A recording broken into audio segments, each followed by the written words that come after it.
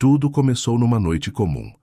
Daquelas noites que parecem normais por fora, mas que escondem tempestades por dentro. Lucas estava sentado na própria sala, encarando o celular como quem encara um inimigo silencioso. Tinha apenas 30 anos, mas o corpo parecia carregar 80. Os ombros duros, o peito apertado, a mente em turbilhão. Era como se o mundo inteiro repousasse sobre seu peito e, aos poucos, esmagasse sua respiração. Ele sempre foi o tipo de homem que precisava dar conta de tudo. No trabalho era o responsável. Em casa, o forte. Entre os amigos, o conselheiro. Na família, o que nunca pode desmoronar. Aquele que resolve, que sustenta, que aguenta. Mas ninguém aguenta ser invencível por tanto tempo. Por fora, Lucas parecia bem. Sorria quando precisava. Respondia que estava tudo certo quando perguntavam. Continuava indo ao trabalho, pagando as contas, fingindo que o mundo interno não estava desabando. Por dentro, estava se despedindo de si mesmo há meses, e ninguém sabia. O pior da ansiedade é exatamente isso. Ela não chega gritando, não chega avisando, não chega pedindo permissão. Ela chega rasteira como uma sombra que você não percebe até ela estar sobre você. Se esconde atrás de sorrisos, atrás do "está tudo bem", falado automaticamente. Se mascara em rotina, corroendo milímetro por milímetro, fibra por fibra, até que algo finalmente quebra. Naquela noite, Lucas quebrou. Tudo começou com um aperto no peito. Nada muito forte. Parecia apenas um incômodo, como se alguém tivesse colocado uma mão pesada ali e não quisesse soltar. Depois veio a respiração curta. A sensação estranha de que o ar não estava entrando direito, como se os pulmões tivessem esquecido como funcionar. Os pensamentos aceleraram. O coração bateu mais rápido, muito mais rápido. O suor veio frio, pegajoso, encharcando a testa e as costas. E então, o medo. O medo de morrer. O medo de perder o controle. O medo de enlouquecer. O medo do medo. Aquele medo que se alimenta de si mesmo, que cresce a cada batida do coração, que grita dentro da mente sem deixar espaço para nada mais.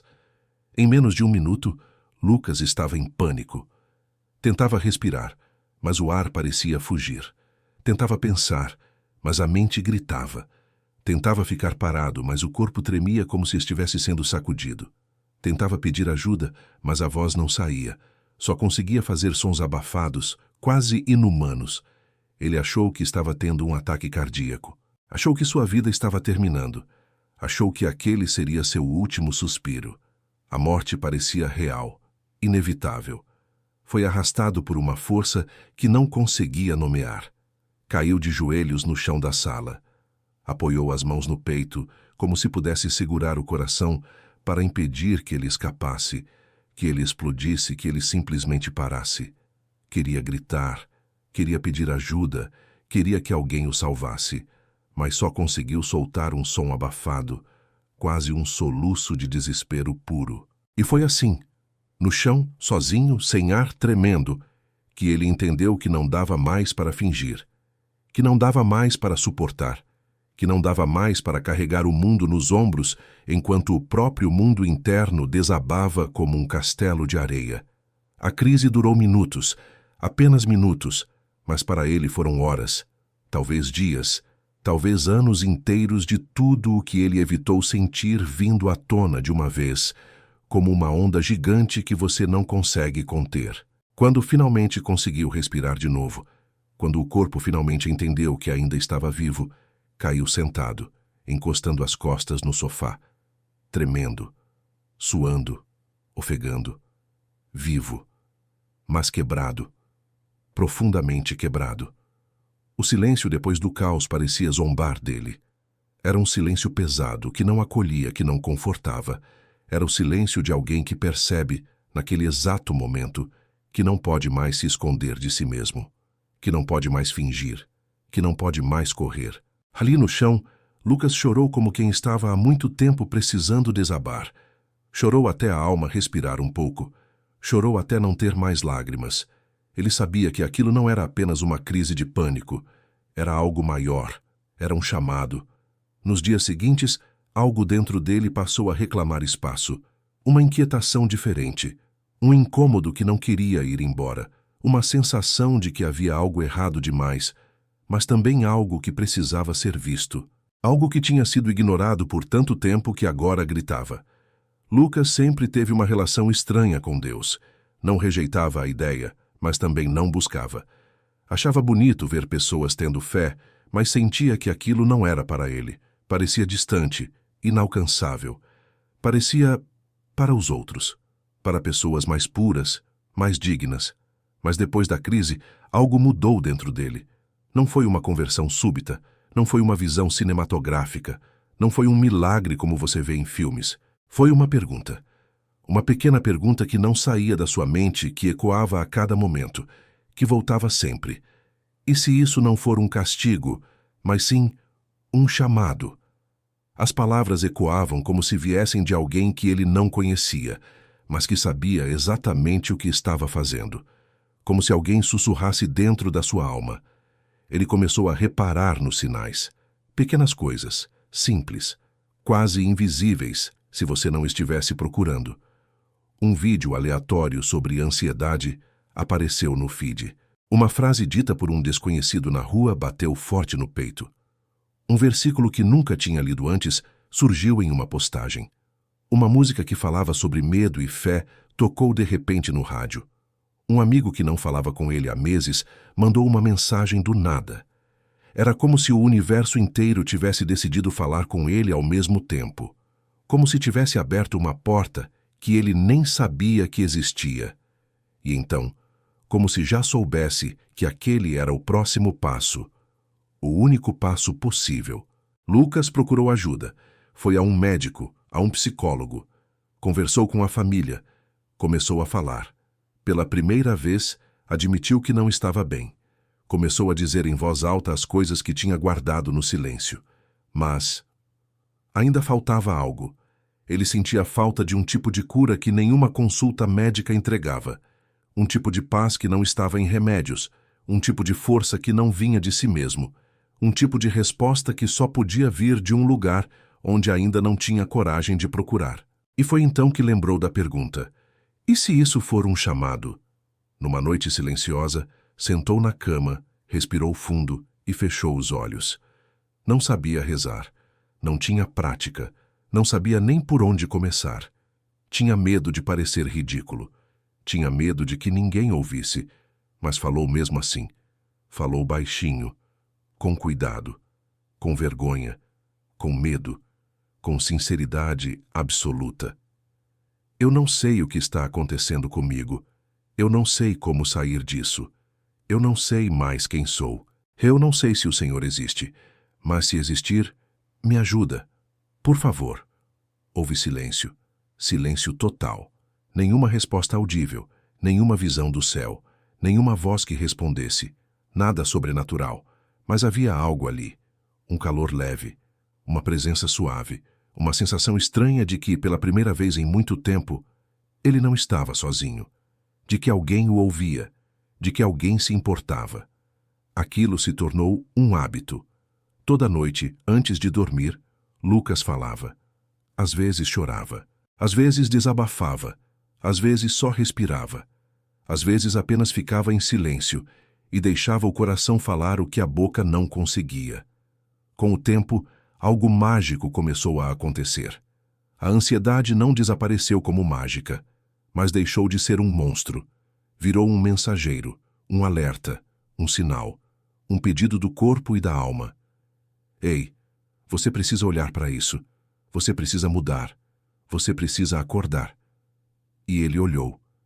Pela primeira vez, olhou de verdade para a sua vida. Percebeu o quanto vivia para agradar os outros, o quanto se cobrava, o quanto se comparava, o quanto tentava ser forte demais, o quanto se calava quando precisava pedir ajuda, o quanto acreditava que sentir era fraqueza.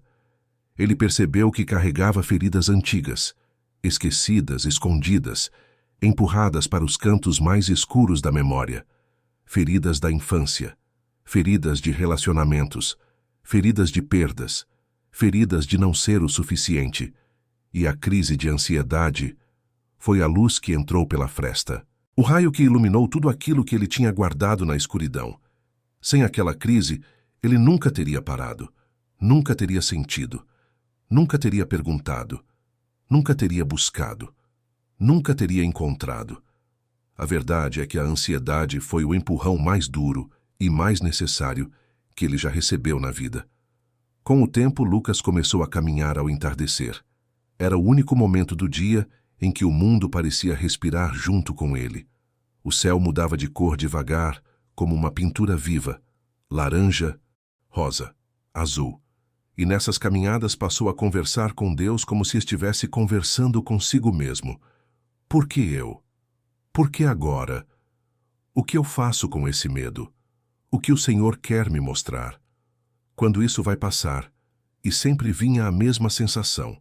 Não era punição, era direção, era amor disfarçado de dor. A ansiedade apontava exatamente para o que precisava ser curado. Não era sobre morrer, era sobre viver. Não era sobre perder o controle, era sobre soltar o que nunca foi dele.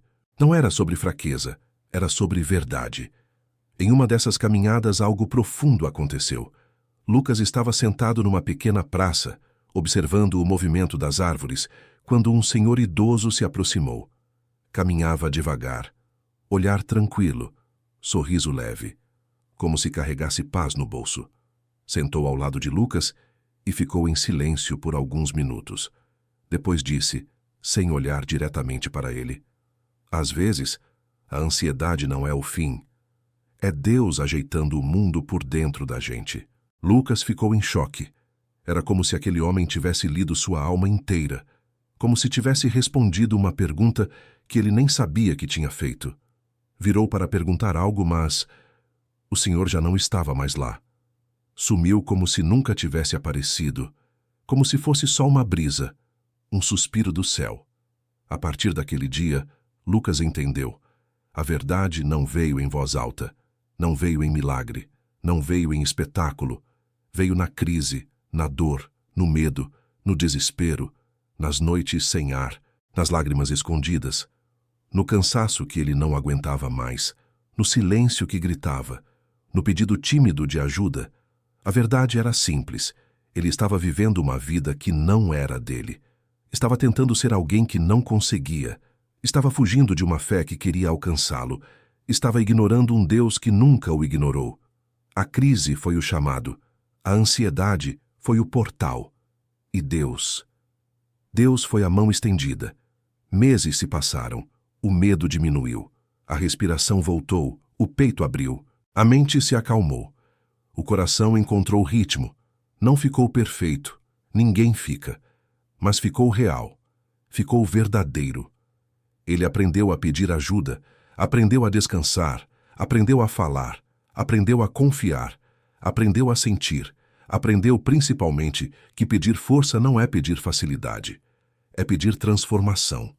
E toda transformação começa com um tremor, com uma rachadura, com um colapso, com uma crise, com um momento em que tudo parece acabar, quando na verdade tudo está só começando.